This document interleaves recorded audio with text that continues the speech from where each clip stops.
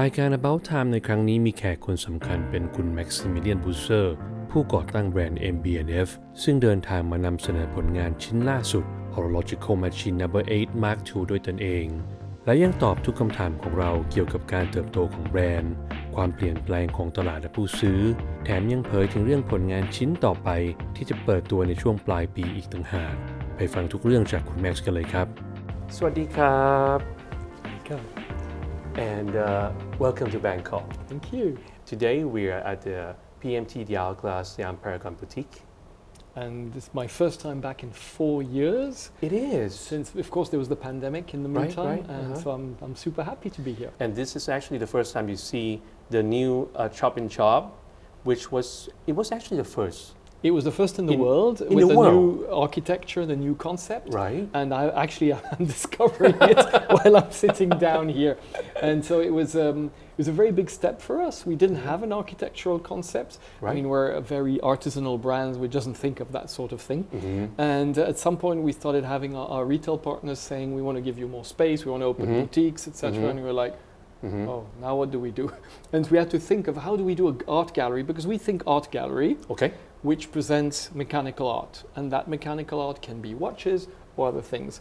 And so amongst the furniture, which was really, that's one of my things, is the furniture, like mid-50s, 60s, Japanese-made furniture, Italian design. There was the big lenticular piece, which is absolutely stunning, which is made in Charonne in France. It's actually it's molded in ceramic and then enameled. It's this is a work of art in itself, and all these little details to try and make you understand you're not at a watch brand.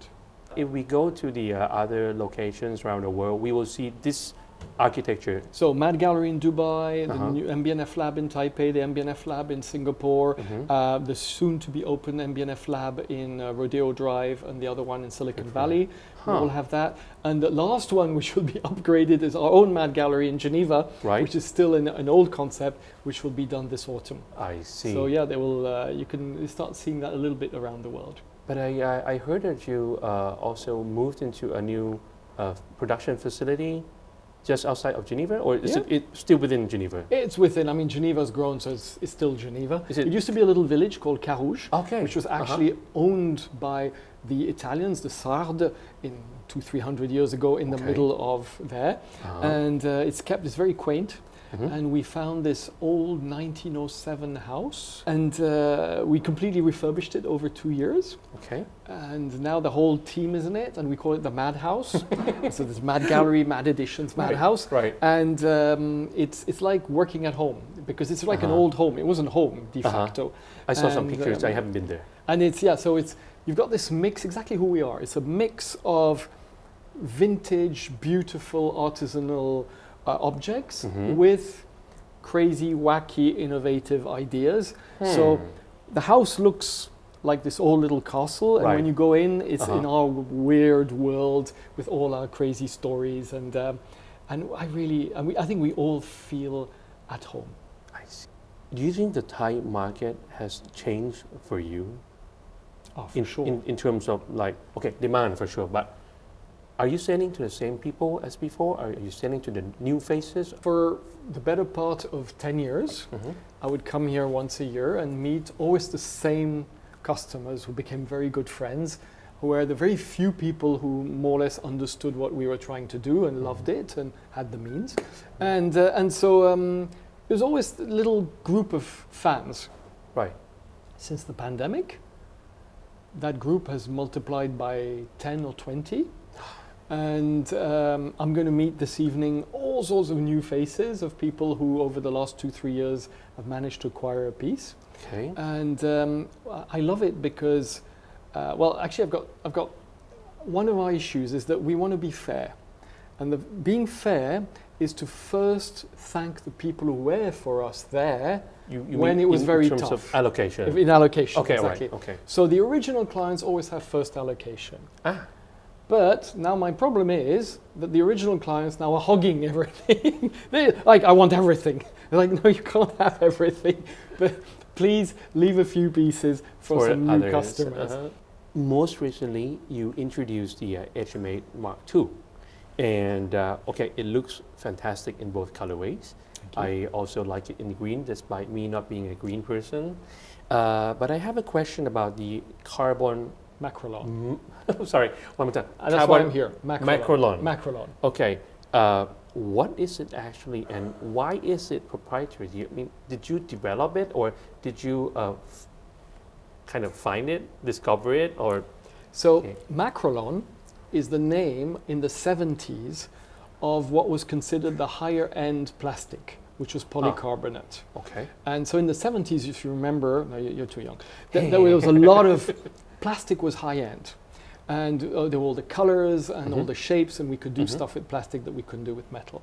And as an anecdote, Girard Perregaux, when they launched their casquette in 72, there was a steel version and there was a black Macrolon version. Oh. So when in 2012 I launched my HM5, which was a mechanical driver's watch, I created the carbon Macrolon. So we went to see a manufacturer of material, of basically polycarbonate, and said, what options do we have to make it stronger, harder? And he said, well, it's good that you come to see me because I'm actually testing a new material where we have introduced nanotubes of carbon into the polycarbonate. So he makes that material. And initially in 2012, we only did black. Okay. And now over the years, he's actually improved on it. And you can have any color you want because you just put dye into it, basically. Right. It's cool, huh? It's just very cool. Very cool. The only issue, with that material, we can't make a whole case which is water resistant. Oh. The material itself, there's no way, because of the way it acts, it can't be water resistant. Okay. So you're using the it HM8 as Mark II is a whole container which is in titanium, which is water resistant. And you have a sandwich of... a sandwich which is like a bodywork, exactly like a car. De facto, a car is water resistant, and then you put the bodywork on it. And that's exactly what we do here. It's actually the first time you use the word Mark II. Yes. In a name. Yeah.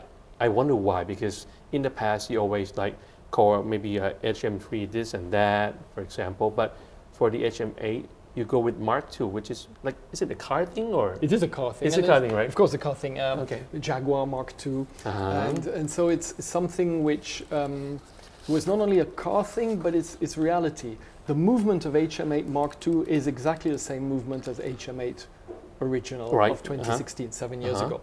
So we reclothed completely the existing movement. So it seemed fair for us to call it HM8. If we'd called it HM11, which we could have, because we haven't come out with HM11 yet, I don't think it would be right because it was the same movement as HM8. I see what you mean. It wouldn't seem right. So we wanted to call it HM8, and then we said, it's a second iteration. Maybe one day there'll be Mark III. I haven't designed it yet, but I mean, why not? Why not? Right, it's possible indeed. Yeah. And with another car. Absolutely. Yes, okay. So this is actually a question not from me, not from us, but from one of our readers. You look to the past, either real or fantasy in the case of LM, for example, for ideas, for inspirations for your machines. But what of the present or the future?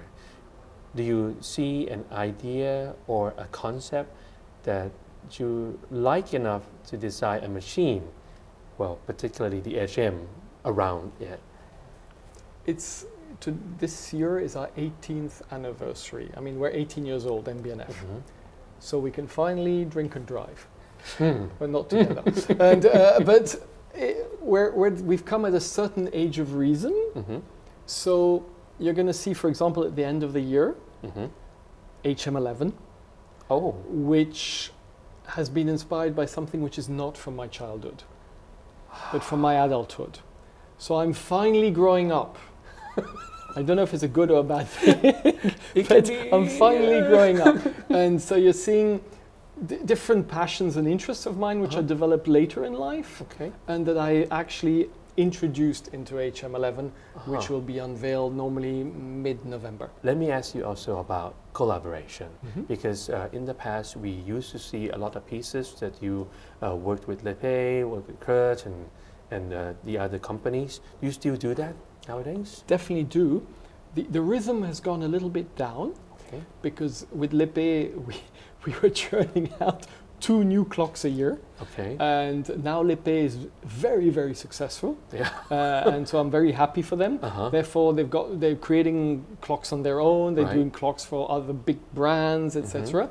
And so they don't have the capacity. So we've got a whole backload of ideas that we've given them, and Okay. you're going to see an insane clock arrive early next year. Insane in terms of size or Everything. everything. Size, function, concept, their most complicated clock to date. Huh. It's got over 1,500 components, and that will be early next year. Okay. We've been working on for years on that piece. So yes, we're continuing. Rouge, last year, we reloaded, as we said, the Music Machine 1.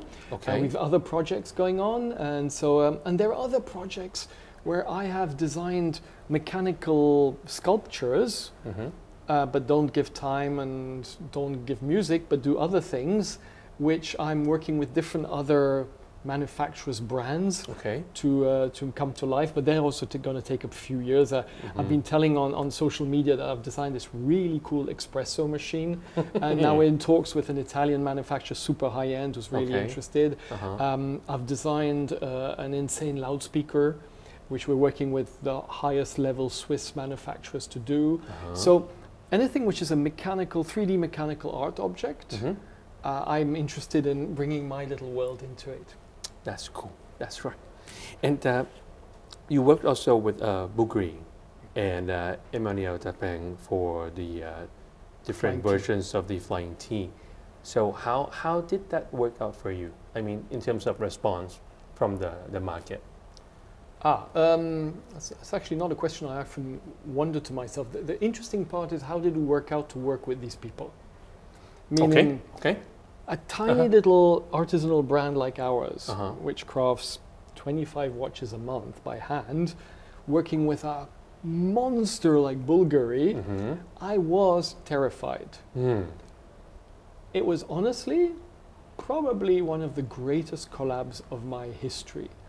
Working with Fabrizio Buonamassa, the head designer, and their team, and Antoine Pin, was like absolutely incredible. So much so that I hope there will be others going on forwards, because it's been, it was such a pleasure.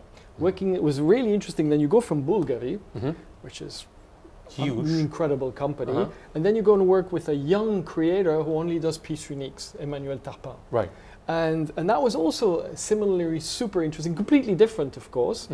At the end of the day, these performance art pieces, as I call them, they're an occasion for me to meet wonderful people, to learn from them, to create an experience which I will always remember, and I hope they too, and to create products which neither would have done by themselves.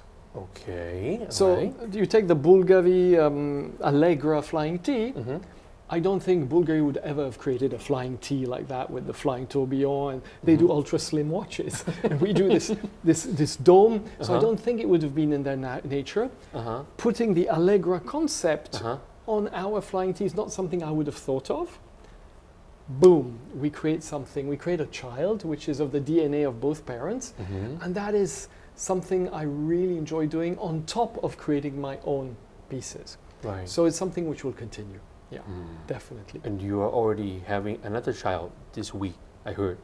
So this week, it's a Flying T. The Flying T for the 15th anniversary of of PMT, the TDL. Hourglass. Right. So It's, I will say honestly, initially when Kundaran contacted me, I was like, I have no more capacity. I cannot make any watches for anybody. Have you made another Flying T between then and now? No.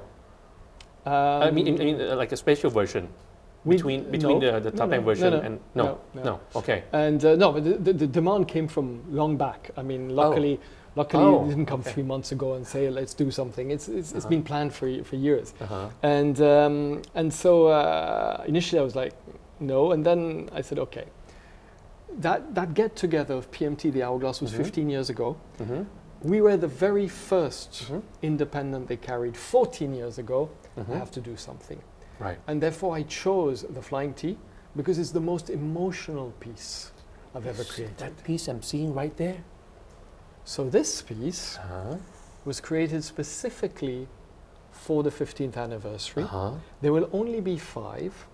And you may have noticed that we have experimented with precious stones. Right. So there was a lapis lazuli version, there was a malachite version, there was a tiger's eye. And this particular stone, which is really spectacular, is called in French cœur de rubis. Okay. And it is a specific stone which only exists in Tanzania, in Africa. It's only mined there, and it's of the family of the ruby, but it's not transparent. So it's actually dense, with the same beautiful dark red color. Okay. Incredibly complex to work. The stones are crafted in Ida Oberstein in Germany, where they're the specialists of cutting these stones. Okay. It's a little village which only does that. It's amazing. And I was actually there a few weeks ago, and they showed me all the blocks that they broke, trying to make these 5 parts. Okay. On top of that, the dial which you see black is not lacquer, it's made out of onyx. It's also hand cut into onyx.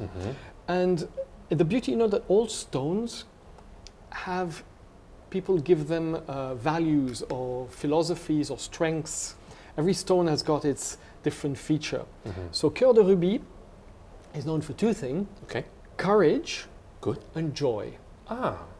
And I thought, you need courage to do a venture, a joint venture. When PMT and the Hourglass got together, I mean, there was courage, and then since there's been joy. And on top of that, as a feature, Cœur de Rubis is known, I have no proof of that, of having healing, how do you say, virtues? Properties. And I thought it was a beautiful gift, and there will only be 5 of these ever made. I see. And I hope to be able to deliver them between now and the end of the year, because at the rate it's going, it's not going to be that easy. Anything you want to share to the Thai customers? That I'm happy to be back after so long, and unfortunately I'm only here 2 days.